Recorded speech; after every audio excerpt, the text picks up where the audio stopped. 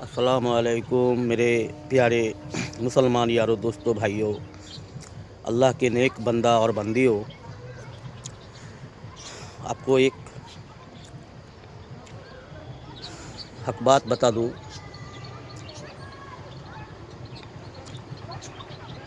ایسا نہیں ہے کہ مسلمان کے گھر سے پیدا ہونے والا ہر کوئی اللہ کو محبوب ہوگا۔ ایسا نہیں ہے کہ مسلمان کے گھر میں پیدا ہونے والا ہر کوئی اللہ کے دربار میں قبول قابل ہوگا۔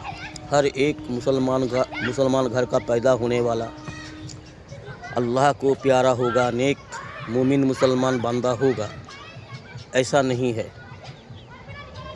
ہم دیکھ رہے ہیں، ہم جانتے ہیں، ہم سنتے ہیں، ہم گزرے ہوئے اتہاس ہم پڑھتے ہیں حدیث میں کہ بڑے صحابہ کے گھر میں پیدا ہو کر بھی اللہ کا نافرمان ہوا، جیسے یزید رسول اللہ صلی اللہ علیہ وسلم کی دو حسین رضی اللہ تعالیٰ عنہ کو قتل کیا تھا۔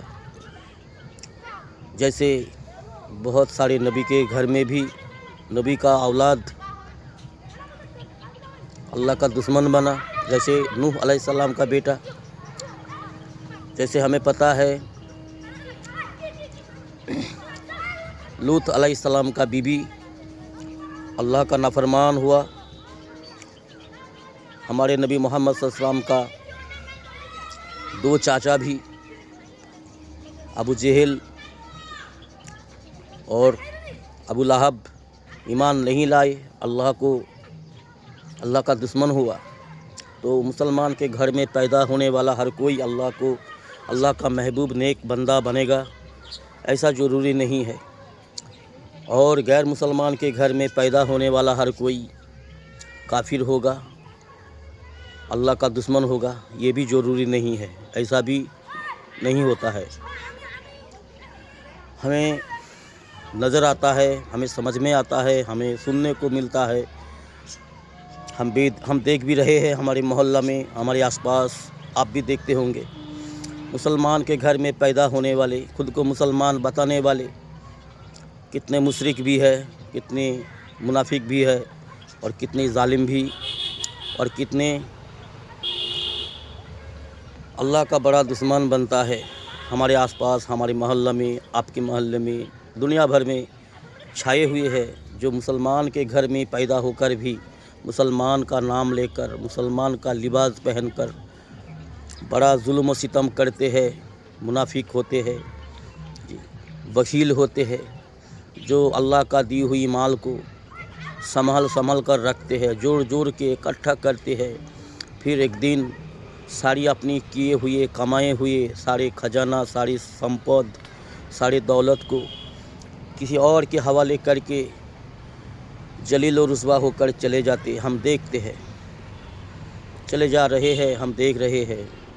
تو غیر مسلمان کے گھر میں پیدا ہونے والا ہر کوئی اللہ کے دربار میں کافر کہلائے گا، یہ غلط ہے۔ غیر مسلمان کے گھر میں پیدا ہو کر الحمدللہ لاکھوں کروڑوں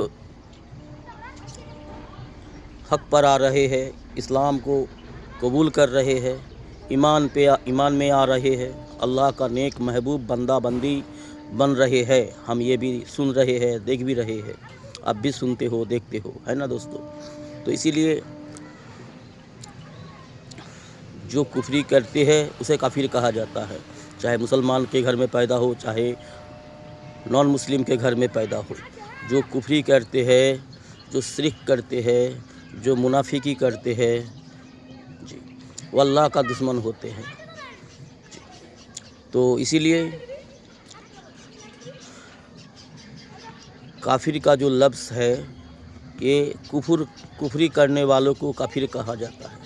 ہمارے مسلمان سماج میں بہت سارے ایسے لوگ کفری کرتے ہیں، شرک کرتے ہیں، ظلم و ستم کرتے ہیں، منمانی کرتے ہیں، نفس کی غلامی کرتے ہیں۔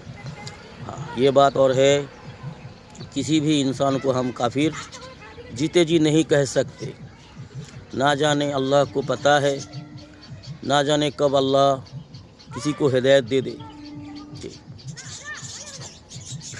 तो जन्नती होने का और जहन्नमी होने का सर्टिफिकेट हम इंसान नहीं दे सकते, ना हमें देने का अधिकार है, ना किसी को हम काफिर कह सकते। हाँ, जब दुनिया से कोई जा रहा है, कोई गैर मुस्लिम ईमान छोड़कर, तो इसके लिए मसला अलग है, इसके लिए अलग बात है। और कोई मुसलमान घर से जा रहे हैं, रोज़ाना कितने मुसलमान घर में मुसलमान का नाम लेकर शख्स इंतकाल हो रहा है, मर रहे हैं, तो उसका भी जन्नती होने का सर्टिफिकेट हम नहीं दे सकते। बहुत हदीस में बहुत तरह से बात आते हैं, हम पढ़ते हैं हदीस में, आप भी पढ़ते होंगे, सुनते होंगे। तो इसीलिए मेरा कहने का ये मतलब है कि किसी भी गैर मुसलमान के घर में पैदा होने वाला हर कोई काफिर नहीं होता, ठीक है। हाँ, हमारा ये काम बनता है, हमारा ये कर्तव्य बनता है, हमारा रसूल का जो हम उम्मत है, अशरफ खैर उम्मतीन जो हमें लक़ब मिला है, हमारा काम भी खैर होना चाहिए, हर किसी की खैर मांगना चाहिए, हर किसी के लिए खैर खाई बनना चाहिए। तो हम ये दुआ भी करेंगे कि अल्लाह दुनिया भर की इंसानों को हिदायत दे दे, दुनिया भर से गुमराही को ख़त्म कर दे, बेदीनी को ख़त्म कर दे, बेहयाई को ख़त्म कर दे।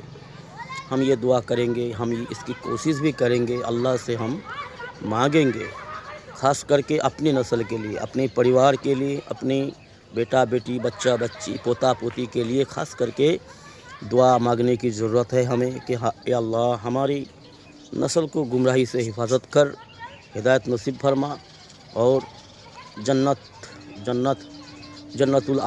के आला मकाम में हमें जगह नसीब फरमा। अल्लाहुम्मा आमीन। तो मेरे दोस्तों, अस्सलामु अलैकुम, सलामत रहिए, खुश रहिए।